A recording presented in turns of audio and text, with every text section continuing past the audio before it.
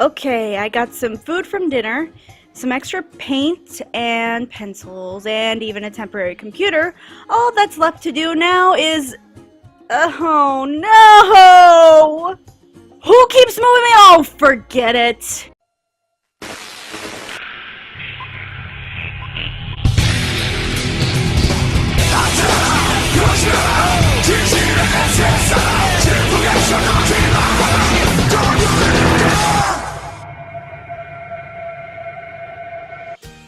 You have no idea how often this happens. No, really. First, it was in front of the castle at Canterlot. Then, it was in a field of flowers. And then, it was in the Everfree Forest. And now, where is it? Growing up in a military lifestyle, you would think I'd be used to moving around. But no, it's especially clear in the episode Castle Sweet Castle, where Twilight Sparkle feels a little less than at home at her new castle. As a result, the rest of the main six try to make it as homey as possible. I honestly don't care that 2 new writers are on staff. I care about the product of which is put in front of me. If you focus too much on the specific writers, then you are already putting your expectations too low or too high. With that being said, I think that this was another lost opportunity to use Spike in a positive light.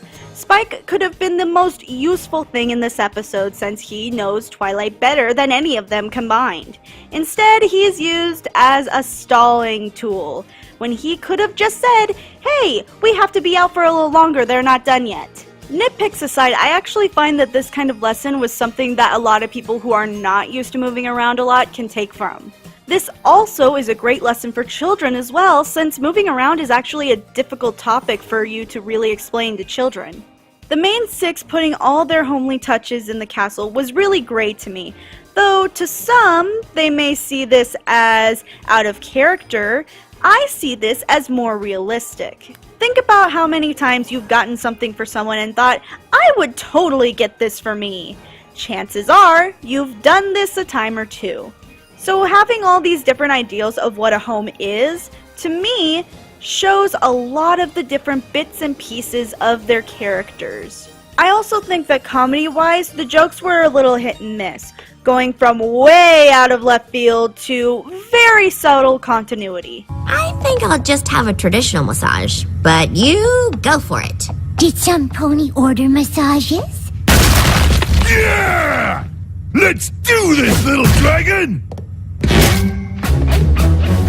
Oh, I hate it when he does that. Now we finally have a name for the library, but now that name carries some weight to it. Unless you're a horrible person like me and automatically thought of the Golden Acorn Casino. In the Golden Oaks library scene, it actually made me think of some natural disaster victims looking at their former homes, like in Katrina, which, along with this lesson, is especially useful for those in natural disasters. The music in this episode was pleasant, but the song felt almost thrown in at last minute. I don't think that we really needed this song. We could have just had a montage of the main six picking up their items for the castle. Although some may argue that most of the songs in LLP are montages, that doesn't mean that every montage should be a song. The Reprise, however, is a much better song in comparison, but you can't have one without the other. Ever since Rainbow Rocks, the facial expressions and quality of shading has increased greatly. I actually really like the castle, and seeing the interior in more detail was really great to see. Twilight's messed up mane to her different mane style is actually really great to me. I absolutely love how much the animators are really pushing in this episode. The chandelier is absolutely gorgeous. The gems, all containing a memory of the past 4 seasons, was just incredible. I do wish I could have seen the other added accents for the other rooms, but I think that overall the imagery was just amazing. When the song came up though, I started to think of other such works like A True True Friend, Friendship Through the Ages, and even Art of the Dress at times. Not that that's a bad thing, it's just a tiny nitpick I have. Overall, my reaction to it was meh. Although I loved the lesson and relate to it more than one would know, and the pushing for new designs was really great, I still feel like the episode itself was just meh. It's certainly not the worst episode in existence, far from it in fact. The episode flowed very well. When the comedy hit, it hit really hard, and the animation was great.